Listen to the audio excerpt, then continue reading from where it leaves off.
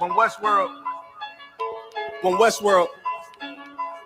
Let's get it. Don't be sure, tell them make sure. If not, we gon' make more. Clips say it hold 20, but I think it could take more. Grab a stick, fire on your camp, we gon' make s'mores. I ain't satisfied with my spot, then I'ma take yours. No matter how many roadblocks in my way, I'ma break forward. This path I'm on is so damn narrow, I just stay forward. Put them on my plate, I'm never full, I just ate more. Put them on my plate, I'm never full, give me 8 more. Nigga, I don't sugarcoat shit, bitch, I'm straightforward. Don't give a fuck if they don't let me in, I just break doors. Ballin' so hard, they asking what team that I play for. Scammer who? They ain't stopped making guns when they made yours. Sick with it, feeling like I woke up with stage 4. They ain't want the beast loose, what they opened up the cage for. Endure the pain, been through hard times is what I'm made for. Paid my dues, never left a wage, I just rage roar. So many chains and gold teeth, it's the blood of a slave. Sit on a throne with a gold crown from the blood of a slave. This is our world, got it from the mud to the grave. Become a thing in the past, don't be a story in my page. Still against all enemies. In high school, you was the man that's lost memory shit. Lost energy, never lost my energy. Never lose control, never losing, dog. I plan to keep you. Lose your mind where I'm from. I ain't talking from what you see. I never lost soul, losing time, wasting steady pacing. You off track, I'm on that. You pray to God, hoping He can save you. But the power about war, and that's a different angle. This another lost cause, and I'm just adding to the list. They not seeing me for that reason. Got a flash on the grip. Nigga, big priest.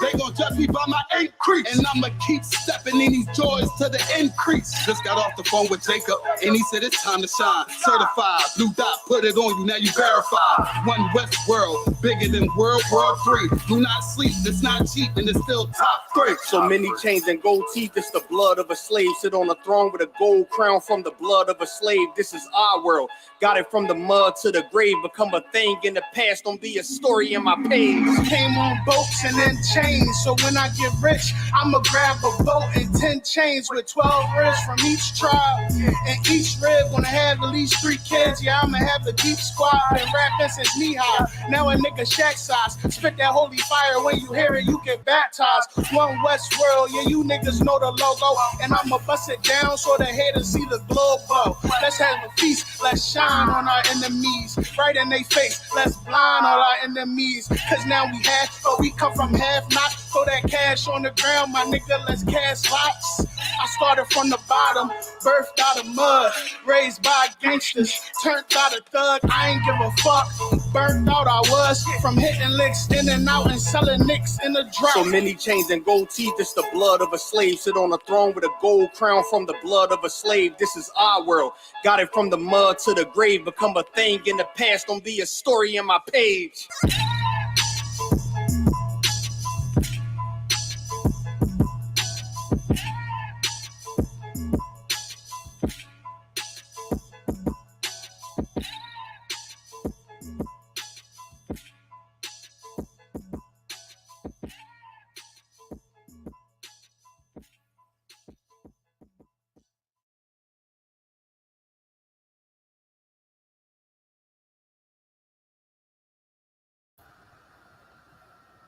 Shalom, Israel. We're the Israelite School of Universal and Practical Knowledge, started out of 1 West, 125th Street, Harlem, New York, under the Commanding General Yohana. Okay. This is Isupk Austin Tuesday night Brotherhood class. Brotherhood is a weapon, all right? Brotherhood is the weapon that we're going to use to get ourselves out of these conditions, to get ourselves out of this hell, okay? We need brotherhood, we need sisterhood, because without it, so-called Blacks, Hispanics, and Native Indians are completely lost. All right. Tonight we're going to get this little video on the Klan, on the Ku Klux Klan. Okay, and everybody tries to associate us as a hate group, as a terrorist group, when the Israelite School of Universal and Practical Knowledge hurts absolutely nobody, okay? We don't do anything to anybody. But they want to associate with the people who destroy us because we talk about them destroying us, all right? That's because we live in this wicked world called, we live in this wicked place called America, okay? And the history of America is a history of hatred, is a history of violence, is a history of destruction. Okay. And blacks, Hispanics, and Native Indians, we have been destroyed by entities. We have been sought out and unalive by certain entities. And the KLAN is one of them. Okay. So tonight we're going to get some understanding. We're definitely going to get some scriptures, get into the Bible. All right. And we're going to watch this video and get an understanding that our enemies, our enemies, they don't just randomly oppress us. Okay. What our enemies do is it's very calculated. All right. Hey, Tamakia, let me get that. Let me get Psalms 83. Are you ready right now, sir? Khan. We'll start at 1. Salakia, 83 and 1. It's the book of Psalms, chapter 83, verse 1. Mm-hmm. Keep not thy silence, O God. Keep not thy silence, O God. You say, keep not thy silence. We don't want the Most High to be silent. Not when our enemies are out here destroying us, when they're out here confusing us, confusing the masses, when they're out here enslaving us, when they're out here destroying our families, destroying our ways of life, destroying our customs. Continue. O God, hold not thy peace. Uh-huh. And be not still, O God. You see, we want the Most High to move. That's what we ask here in the Israelite School of Universal and Practical Knowledge all the time with our prayers. We asking the Lord to move on our enemies. Okay? Continue reading. Verse 2. For lo, thine enemies make atonement. And for lo, hold on, stop right there. For lo, our enemies, they make a atonement. All right. They making a atonement on us. They confusing us. They're destroying the masses. Continue. And they that hate thee have lifted up their head. And they lift up their head. They lift themselves all the way over you. Oh, and they can hold their heads high and proud. That's why we're at camp. We out there going to war for our people. And what do our enemies do? Oh, they lift their head high and they walk by and they smirk. All right. And they snarl. But that's okay. Because we have the Lord, all right, on our side. And there'll be a time to where we're going to be lifted back up over them. Continue reading. Verse 3. They have taken crafty counsel against thy people. They have what? Taking crafty counsel against thy people. You see, these other nations, they take crafty counsel. They're very calculated. They're very crafty. Okay? They are crafty against our people. How are they crafty against our people? Look at what's in our grocery stores. Right. Look at what's in our communities. Look at where our homes are built. They're crafty. Look at what we watch on TV. Look at our heroes. Our heroes is LeBron James, Jim Browns, Little Uzi Verts, Nicki Minaj's, Cardi B's. These are the people we strive to be. This is who we want to be. These are our heroes. These are our leaders. Okay? Your Christian pastor. All right? They're crafty in everything they do. They're crafty in destroying so-called blacks, Hispanics, and Native Indians. It was crafty to put them on a reservation. It was crafty to put us in the ghetto. It was crafty to put us in the barrios. So they're putting us in reservations. They're putting us in ghettos. They're putting us in barrios. They're crafty with that. Educating us on their lie. They're crafty with pushing Christianity and Catholicism on so-called blacks, Hispanics, and Native Indians. But they're very crafty. They're crafty in everything they do to us. They're crafty in the things we watch. They're crafty in the way that we live life. Why do we love gang violence and gang stuff so much? Okay, we learned that from our enemy, the Italians, them the gangsters, them Romans, them same Romans that sprung Christ up on the cross. That's the same people we striving to be like today. We striving to be like them, and they're crafty. All right, continue. Verse 3. They have taken crafty counsel against thy people and consulted against thy hidden ones. Mm-hmm. Verse 4. They have said, come and let us cut them off from being a nation. They said what? Let us cut them off from being a nation. They cut us off from being a nation. That's why you're an African American. That's why you're a Dominican. That's why you're a Puerto Rican. Okay? That's why you're Jamaican. That's why you're Haitian. Because they have cut us off from being a nation. And they have separated our nation with a bunch of flags. And we will unalive each other over that flag. A Puerto Rican and a Dominican flag come up against each other, they will go to war over those flags. That's why us here in Israel, especially here in Isupk, we definitely know and understand that we cannot let those flags get in between us. Don't be so damn proud about that flag. You want to be proud? Be proud about this banner. This Israelite School of Universal and Practical Knowledge banner. All right? Be proud to be under Yahushua. Okay? Continue reading.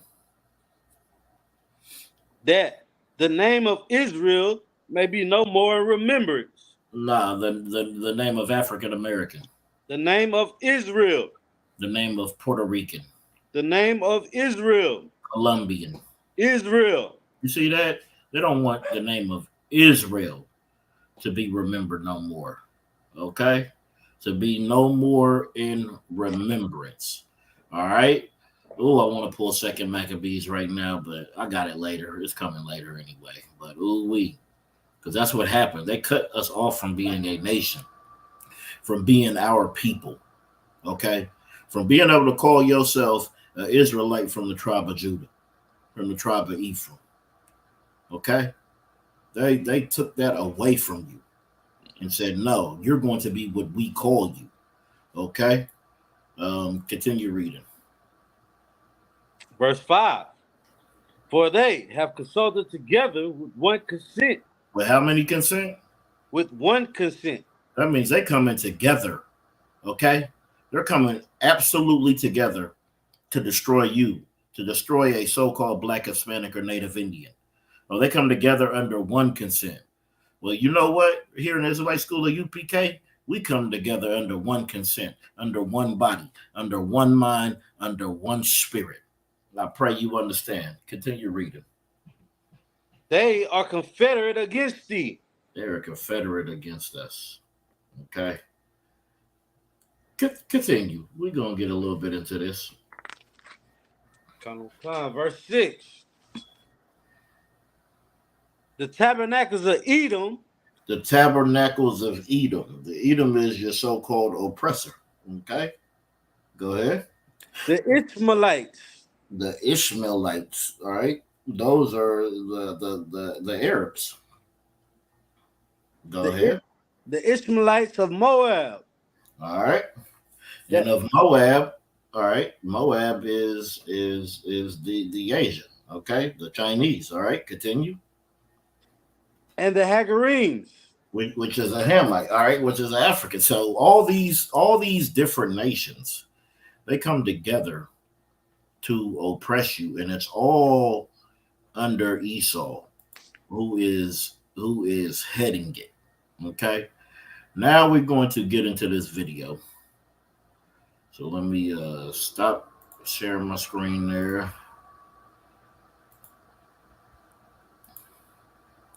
And I'm gonna do some stuff, and we're gonna be stopping every couple minutes, you know.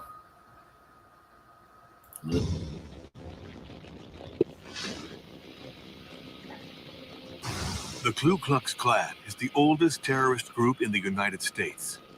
For 5,000 years, the white man has been the supreme race. We, the Isupk Klan, intend to keep it.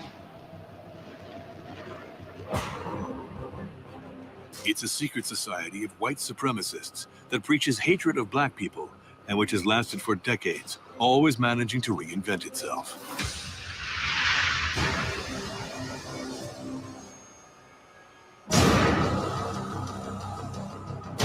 Its crimes have caused bloodshed in America for over 150 years.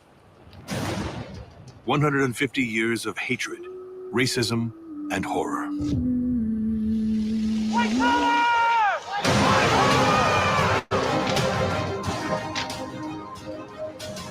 And I say segregation now, segregation tomorrow, and segregation forever. I don't believe in segregation, I believe in slavery. 150 years of exclusion, violence, and rage. A tale of cruelty whose ghosts still haunt the United States.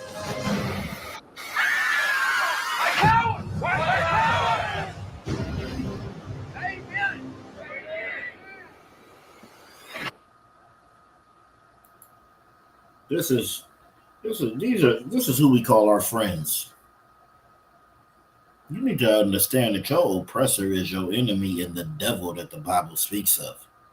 This is not your friends, all right? These is your enemies. And they got rid of them robes and they put on some suits and they out there blending in, okay? Yeah, we're gonna get it later. You're going to see how disgusting and how despicable it is. All right. I'm gonna skip up. Salakia. In being masters to being a class of people who are masters to slaves, even if they had not themselves been slave owners. Slave owners were, of course, terrified by the end of slavery. They were terrified economically that they would lose their very cheap labor force, but they were also terrified that African American people would start to demand the rights of citizenship. In 1865, a handful of Confederate veterans of Scottish descent decided to create a secret society in the town of Pulaski, Tennessee.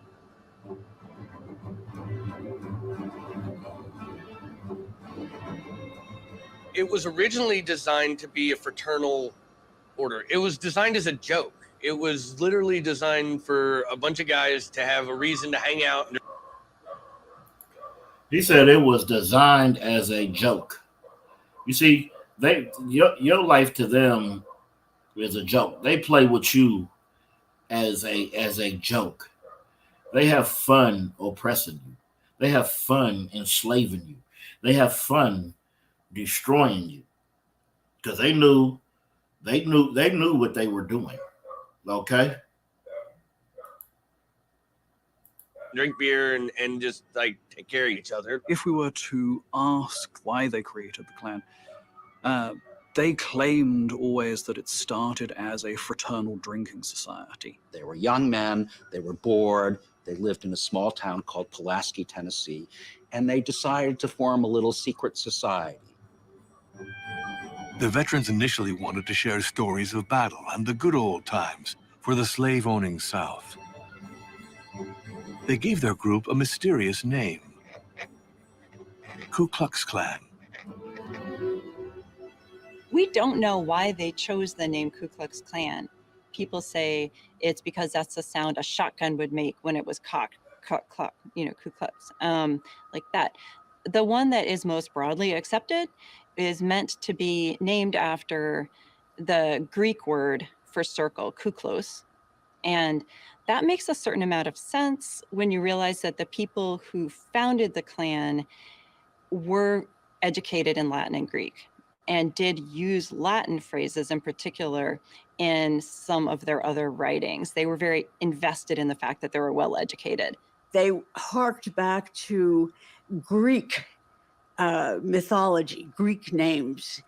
It was really, in many ways, like a very adolescent fantasy of a kind of medieval bunch of warriors. They added the word clan, a common term in Scotland, to the Greek phrase kuklos and started each word with a K. The Klan was born. Their first appearances in public in Pulaski were peaceful, but soon harassment and intimidation of former slaves became daily rituals. Now remember, it said they had fun. You know, this is just some drinking buddies having fun. So this is how they have fun. They have a pistol to that brother's face. All right, they have a pistol to his waist, and he probably got one in his back. All right, this was fun to them. This is how your oppressor thinks. This is how your oppressor feels. Okay. The very first Klan group in Pulaski was essentially a group that kind of played pranks. They would dress up in very elaborate costumes, not the white sheets that we see today. And they would go around and try and scare people or play pranks. They often would try and frighten freed slaves who they thought were so superstitious that they would believe they were ghosts and so on. Sometimes they change their voices during the attacks. So they'll make animal noises and hoots and things like that. That's because they are animals.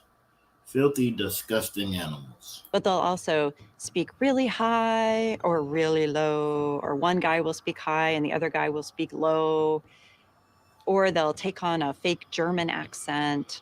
They're somehow being playful with their violence. Did y'all hear what she just said? She said they be playful with their violence. They play with your lives every day. Still, right here in America, they play with your lives every day because this is your enemy. They don't have no care. All right, they don't have no care. They don't have no resolve for you. All right, performing. The ancient Egyptians understood that they could use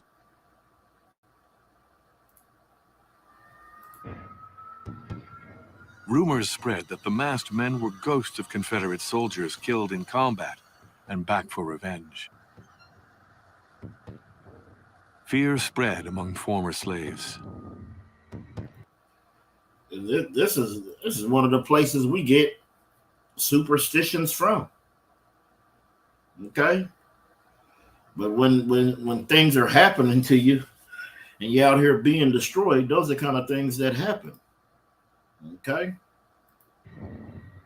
Soon, brotherhoods began. And they have us fearing. Matter of fact, let me stop sharing this. Yaganan, give me Matthew 10 and 28. And let me get it up here on the screen.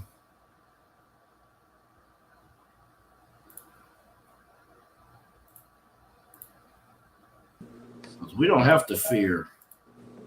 We don't have to fear them. We don't have to fear our enemy. Okay? No matter what they do on this realm. You can read it when you got it. Found out on come, book of Matthew, chapter 10, and verse 28. Mm-hmm. And fear not them which kill the body. And fear not them which kill the body. Just as they can unalive you, just because they could do some things of the sorts, just because they can take your life on here, don't fear them. Continue. But are not able to kill the soul. Because they can't kill your soul. They can't stop that energy. All they could do is kill your body. Continue. But rather fear him which is able to destroy both soul and body in hell. You see, it said, but fear him who's able to destroy both soul and body in hell. Yeah, they can kill you in this hell, but they can't destroy your soul and your body. Okay? That's it on that. Let me stop that. Go back to my other one.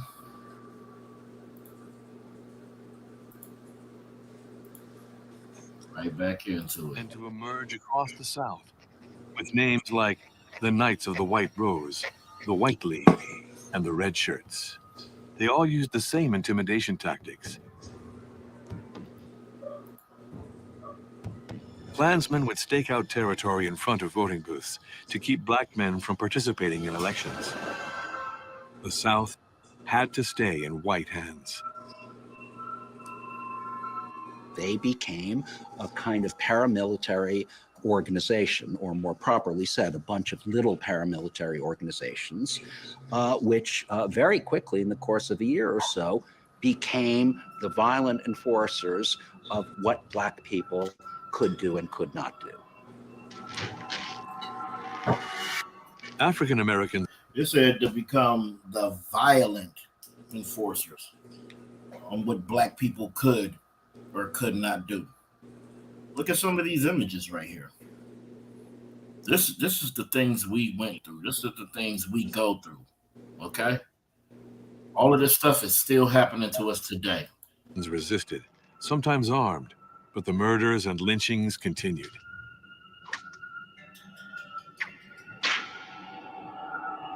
Whippings were very common, and that was a legacy of slavery. These men, and one thing you notice is that when these Ku Klux whip people, they know how to whip people. They know what kinds of tree branch to use. Y'all see that? Y'all see that image? You UPK, you definitely know this image. They said they knew what to use. They knew what kind of tree branch. They knew what to use to make you look like this. Look how they string you up, this brother over here on the right. Look at his legs. They got him strung up and his legs tied up down here. And they're going to beat him to hell. Look at this brother's back. That's because they were professionals at this. They're professionals at your destruction. To get whatever effect that they want. You have to remember that whipping can be deadly, particularly in this era where you don't have the antibiotics. You get an infection, a couple of weeks later, out of in terrible agony, you die, from just the open wounds caused by these. And our oppressors, you wonder why our women are such great healers. It's because of this. We was out there getting our backs bloodied. You understand? And you think they was cleaning you off? You think they were doing anything? No, they sent you home. I mean, they sent you into your little shack. You better hope your woman in there got that water ready and whatever, so she can pat your back down and try to get you healed up, so this can close up and you don't get no infections. Because getting an infection, that is deadly. Not having the antibiotics to prevent that. So catching a beating, getting strung up on the tree, catching a whooping, it was very destructive to your body and to the minds of our people. Okay? These whippings. It's very important to understand that in lynching an individual, their goal was to intimidate the whole mass. That is what terrorism is. And to a very large extent, they succeeded, because while slavery was abolished, the complete subordination of African Americans continued. Unable to vote, unable to get decent jobs, unable to have education, unable to have health care. It was a very successful campaign by a small terrorist organization. The Klan and its so-called men of justice began to get a reputation. Groups sprung up across the South, and recruitment exploded. The Klan still needed a charismatic leader to lead the fight. For the role, they chose a military man, a hero to Southerners from the War of Secession, General Nathan Bedford Forrest.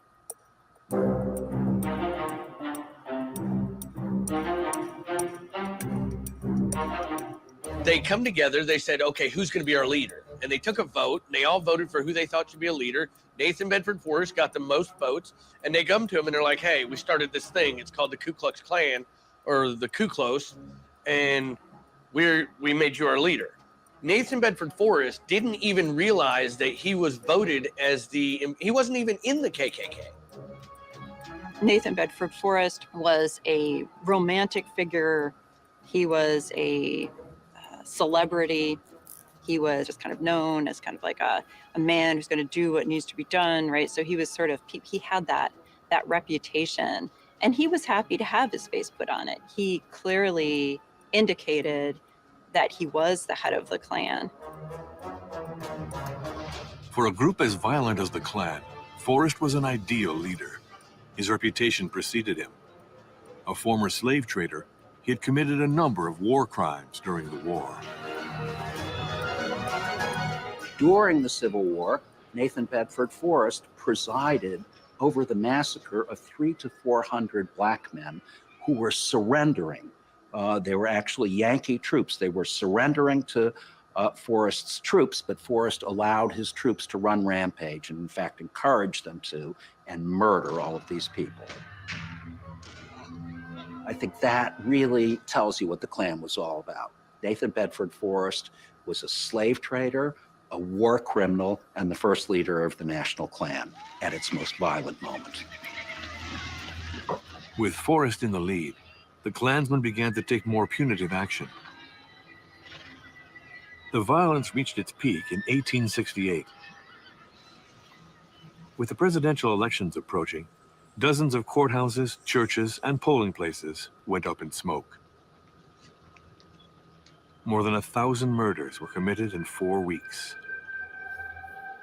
Former slaves could not be allowed in any case to exercise their rights.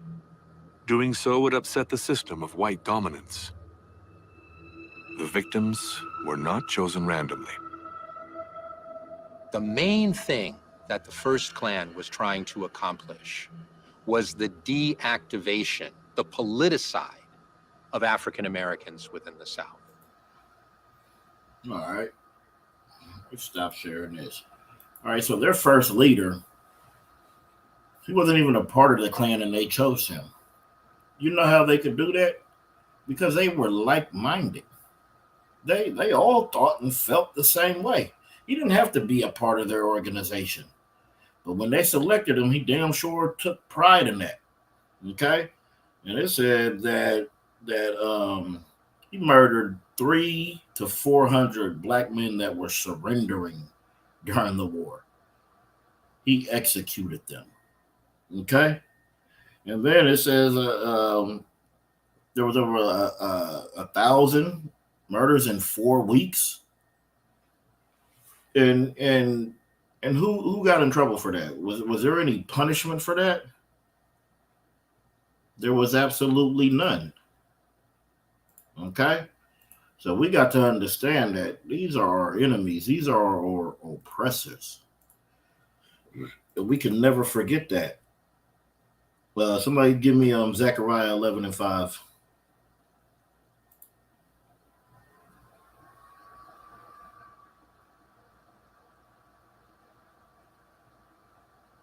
Zechariah chapter 11 and verse 5. Whose oppressors, Salakia, Zechariah 11 and 5. Whose possessors slay them and hold themselves not guilty. You hear that? It says whose possessors slay them and they hold themselves not guilty.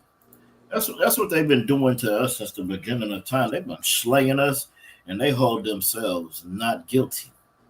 All right? They think that it's just okay. But what they don't understand is you coming against and you are slaying the Lord's people. They are slaying the so-called blacks, Hispanics, and Native Indians. Okay? Read that again from the top. Whose possessors slay them and hold themselves not guilty. That's why when the police unalive you, what are they doing? They're walking out the courtroom. Okay? If it even makes it to the court. All right? They'll get a promotion. Let me get them a promotion. Or you can't be a street cop no more. Here, we'll just promote you. You'll just get a better job. We'll give you more money doing something else. but they're never guilty. They're never taking a punishment. While we sitting out there bleeding out in the streets. Possessors slay us and hold themselves not guilty. When they destroy families, when they destroyed whole neighborhoods and communities with gentrification, they slay us and they hold themselves not guilty. Our oppressor holds himself not guilty on the destruction of so-called blacks, Hispanics, and Native Indians. Continue reading. And they that sell them say, Blessed be the Lord, for I am rich. And their own shepherds pity them not. Our own shepherds pity us not. They say, thank the Lord, because I'm rich. I'm living swell off the backs of so-called blacks, Hispanics, and Native Indians. And our own shepherds, they pity us not. Our leaders, especially today, our Christian leaders, they don't pity us. They're not out there changing what's going on. They're not out there fighting for so-called blacks, Hispanics, and Native Indians because they believe that God loves everybody. So how the hell could they fight for you if God loves everybody? All right. Let me get Leviticus 26 and 38.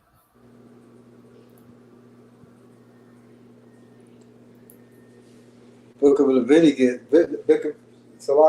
Leviticus, chapter 26 and verse 38. And ye shall perish among the heathen. No, you should live. Perish among the heathen. You should grow strong. Perish among the heathen. It says you should perish among the heathen. Perish means death. Okay? And ye shall perish among the heathens. That's what we do. If you are so-called black, Hispanic, and Native Indians, it don't take much to understand that we perish among the heathens. That's who is destroying us.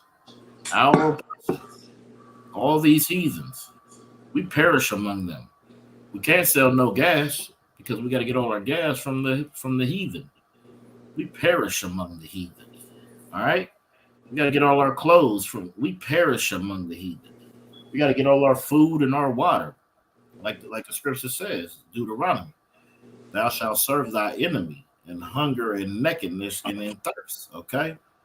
We perish among them. Because they come into our communities, they sell everything, and they don't give none of that money back into this community that they're getting all their dollars from. They will take that over to their community, and that's that.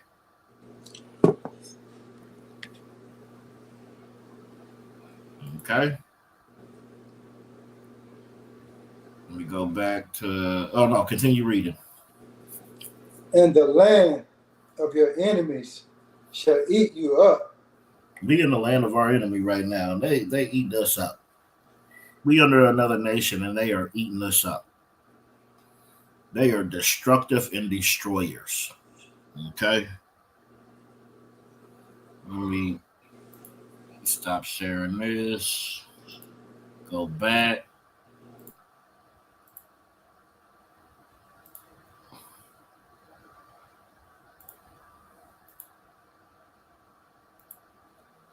So they particularly targeted African Americans who voted. They even more so targeted African Americans who held office. And in many cases, they didn't go to the African Americans who held office in order to say, you need to resign your office or we're going to be back. They went in and they killed them outright because they understood that these were people that were already established as leaders. They understood that these were people that others in the community looked to as individuals who could kind of exemplify what it meant to assert oneself as a citizen within the society. And those people needed to be neutralized.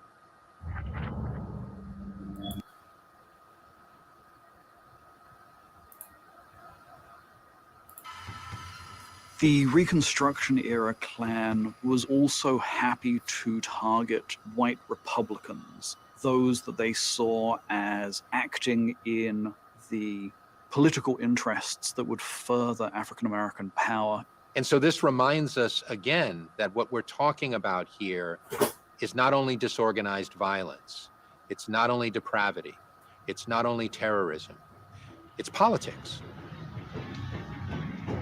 In Washington, plans were made to take down the invisible empire, whatever it took. Congress adopted a series of laws to dismantle the Klan. Martial law was declared. The Federal Army, still deployed in the South, was mobilized to fight the Klan and ordered to protect black voters. Slowly, the clampdown began to take effect.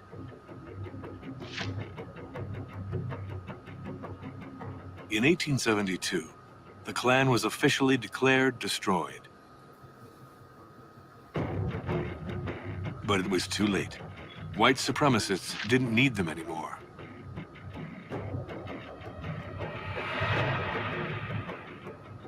When freed black slaves and their sympathizers were pushed away, when black people became more and more afraid to vote because it could cost them their lives, the work of the Klan was essentially done. White Southerners are managing to get back legitimate power. Once they control the sheriff's office, the trial justices, once they are in charge of those things, they don't need the Klan anymore. You see, it said white supremacists. Said they don't need the Klan no more. They don't need them. They you already did your job, but see, the Klan, they kept coming back. Right? Because why? Because the one thing that they could always come back and stand on is their hatred. Their hatred for you, black man, Hispanic man, Native Indian man. Okay? Their hatred for us. All right? We got to understand that. All right? Salakia, I don't mean to do that. Salakia. Let's see. And in fact, if you have legitimate power, you really don't like a bunch of young men running around deciding to attack people. You don't want to have to deal with whatever their priorities are. You want to be in charge. In 1877, the Federal Army pulled out of the South with mixed results. The end of slavery was meant to give way to a regime of equality. Instead, it was slowly replaced with segregation, which lasted nearly a century. Blacks and whites wouldn't mix in daily life. Schools, shops, transportation, hospitals, and more were all affected. And that was a good thing. That was a great thing. That segregation. Being away from them. Okay? And that's biblical. We need to segregate now. They need to have their own communities. We need to have our own communities, our own schools, our own everything, our own government. All right, we need to get the hell away from them. All right, not be mixed in, not be standing side by side with them, just so you can be oppressed. Okay, we need to be separated. You know what? We're going to have a separation. We're going to have a separation with Christ. Okay? Give me, Matthew 25 and 32.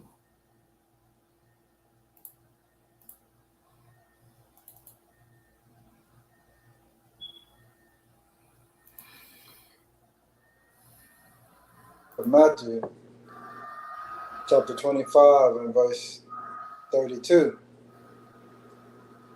And before him shall be gathered all nations. Before him shall be gathered what?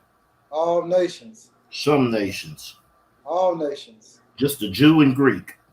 All nations. It says, and before him shall be gathered all nations. Before Christ, all nations are going to be gathered. Continue. And he shall separate them one from another. Bring them close together. Separate them from one from another. Mix everybody together. Integration. separate them.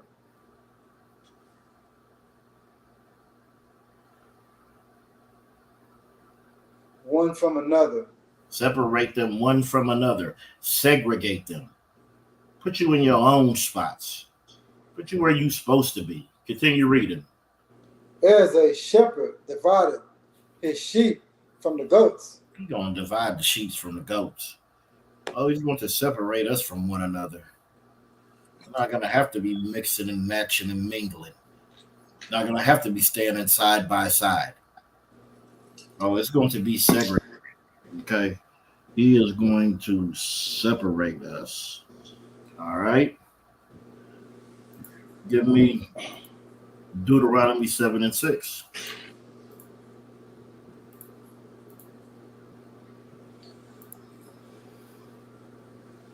It's the book of Deuteronomy. It's the book of Deuteronomy, chapter 7, verse 6. For thou art a holy people unto the Lord thy God. It says, for thou art a holy people. Holy meaning separate. We're supposed to be separate into the Lord. We're supposed to be separate from everybody else. Continue reading. The Lord thy God hath chosen thee to be a special people unto himself. The Lord God has chosen you to be special unto himself. Not to be with anybody else. Not to be serving any other gods. Not to be following Buddha. Not to be following Allah. Not to be following Krishna. Not to be following Horus. Okay? Continue reading. Above all people that upon the face of the earth. No, under all people.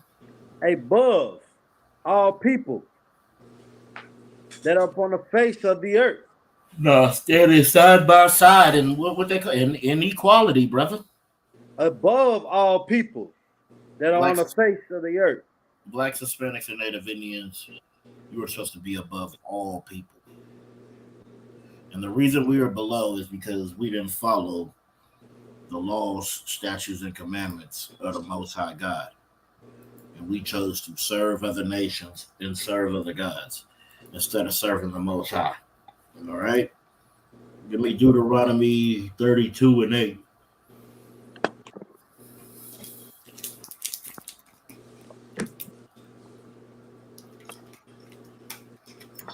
The book of Deuteronomy, chapter 32, verse 8. And it reads, when the Most High divided to the nations their inheritance, when he separated the sons of Adam.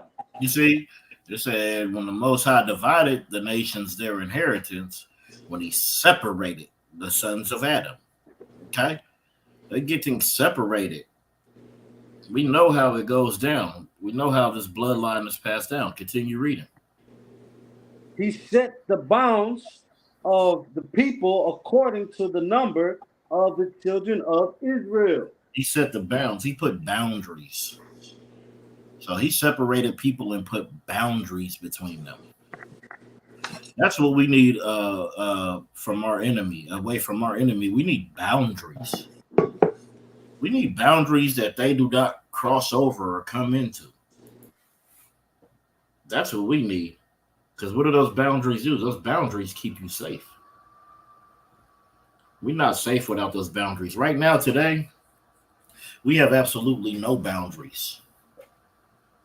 That's why you get high with your oppressor. You go drink beer. You go eat pork ribs. You go to his crawfish broil. You know, you're dating his daughter. The son's dating yours. Okay? You're immersing yourself in him. All right? We need to set boundaries, so-called Blacks, Hispanics, and Native Indians. You want to learn how to set boundaries? You learn how to set boundaries right here in the Isupk under the command of General Yohana.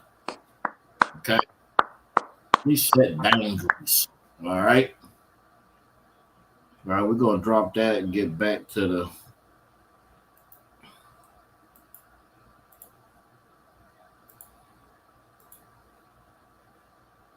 African Americans would be separated from the white population, which kept all the power. Black people remained second-class citizens. The values of the Klan's invisible empire had spread amongst the general population. Lynchings of African Americans became more common. The federal government turned a blind eye. Black people remained second-class citizens. The values of the Klan's invisible empire had spread amongst the general population. Lynchings of African Americans. Look at what happens when they have a lynching. Everybody comes out. Look, they're dressed in their best. They got their umbrellas, they got their dresses, they got their little hats, they got their suits. Everybody is dressed out there looking, okay? Out there looking, watching, and enjoying the spectacle. Enjoying your destruction. Enjoying you being unalive. Became more common. The federal government turned a blind eye.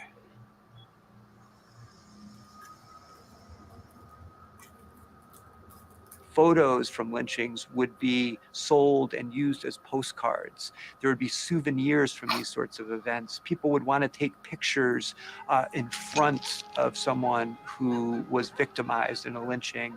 So these are acts that involved, directly or indirectly, tacitly, broad swaths of the white population.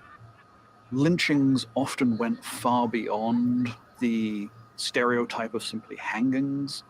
People may be shot, they could be burned alive, they would be tied to the back of automobiles by the time we get to the 20th century and dragged through the streets, and then have their body displayed publicly.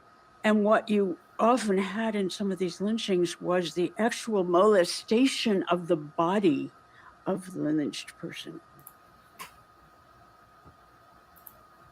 Hold on right there. It said the molestation of the body of the person who was just lynched.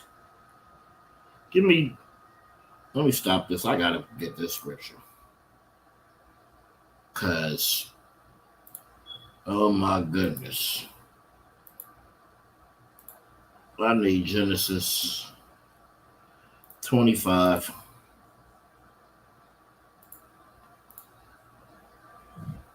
Um, 25 and 23.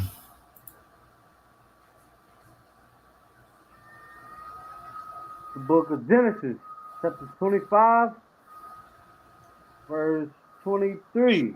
Mm-hmm. And the Lord said unto her, 2 nations are in thy womb. 2 nations are in thy womb. And the Lord, all right, so Rebecca, she was having these twins and they were struggling in her womb. And she said, if this be, why are they struggling? You know, why do I feel this struggle within me? Go ahead, read it again from the top. And the Lord said unto her, 2 nations are in thy womb. Mm-hmm. And 2 manner of people shall be separated from thy bowels. You see, that's why we need to be separated. It says, 2 nations are in thy womb. 2 manner of people shall be separated from their bowels. We are nothing like them. All right? They are wicked and disgusting and willing to molest your corpse. All right? These are wicked, filthy beasts, and we are nothing like them, so-called black man, Hispanic man, or Native Indian man. There was 2 manner of people in Rebecca's womb, okay? And 2 manner of people shall be separated. Our manner and their manner are 2 totally different things, okay? We could drop that. I just needed that. Get back to this video.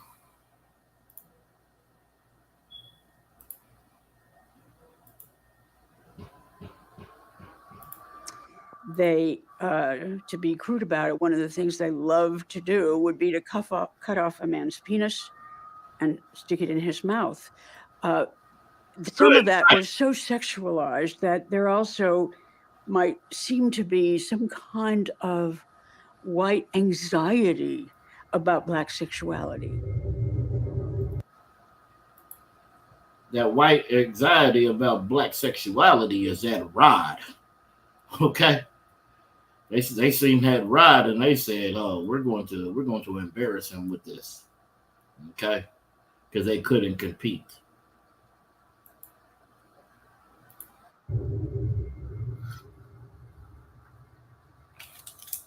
It was a ritual that was meant to publicly demonstrate to both Blacks who heard the stories and whites who witnessed the crime that racial domination was something that would be enforced within society.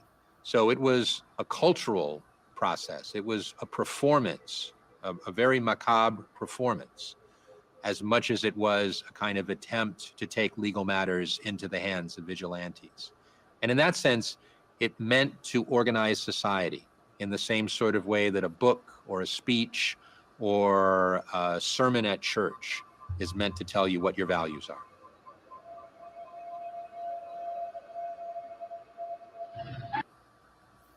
Recordings just.